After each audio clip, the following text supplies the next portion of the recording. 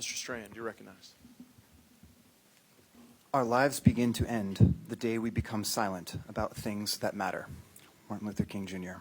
Hello, my name is John Strand, and despite my supposedly First Amendment protected speech on social media, where I have voiced concerns with the legitimacy of the 2020 election, I nevertheless did not travel to Washington, D.C. in January of 2021 for the purpose of protesting at the Capitol.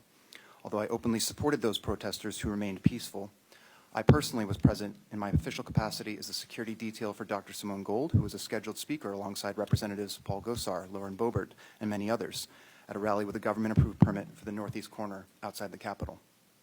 I had no plans with anyone else that day. I never engaged in any action outside of my responsibility to protect my client, who herself did not knowingly engage in any violent or unlawful act and had no intention of anything beyond fulfilling her obligation of giving a speech. To reiterate, neither my client nor myself had any criminal intent, nor did we ever engage in any criminal act that we had present knowledge to be unlawful.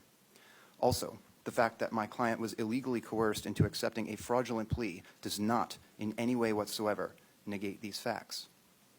I refused to take a plea because the government's statement of fact in that plea was nefariously false, and because I was not guilty of any criminal intent. But I was convicted by an openly prejudiced D.C. jury, and I was recently sentenced to nearly 3 years in prison and another 3 years probation by a judge who explicitly stated from the bench that his punishment was intensified by his resentment of my public criticisms of the government. 6 more years of my life ruined after 2.5 years of brutal government and ensuing public persecution, all because I protected a woman in a crowd. This is an unmitigated travesty of justice. I'll briefly outline 4 key points of grave concern. Number 1, the American rule of law dictates that each individual must be held accountable for their specific actions.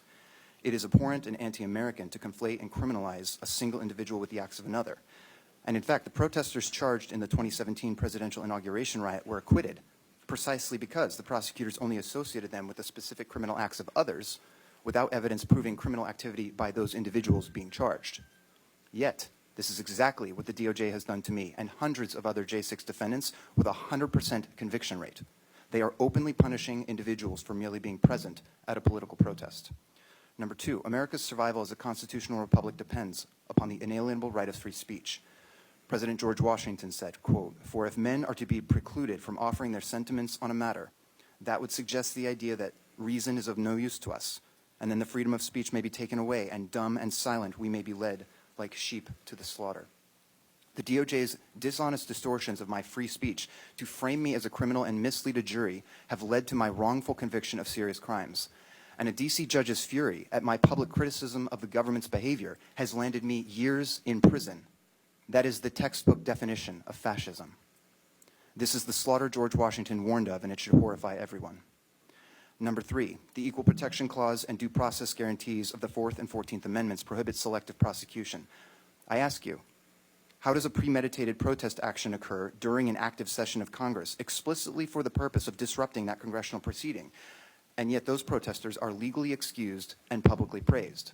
This happened in 2017.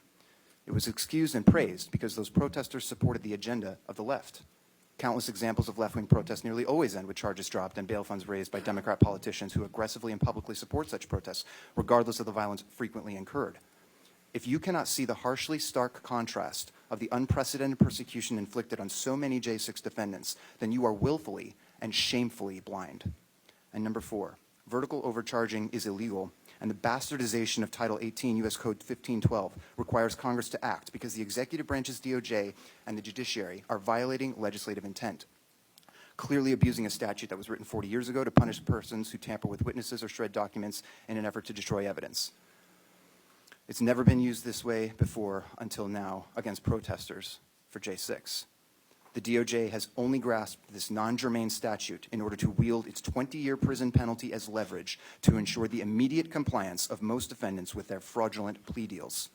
The misapplication and weaponization of this law against political protest is literally extremely dangerous to our democracy. January 6 is fraught with alarming evidence of government instigation and involvement, government cover-up, and government fraud. And J6 has brought an open subversion of the rule of law and a trampling of the Constitution.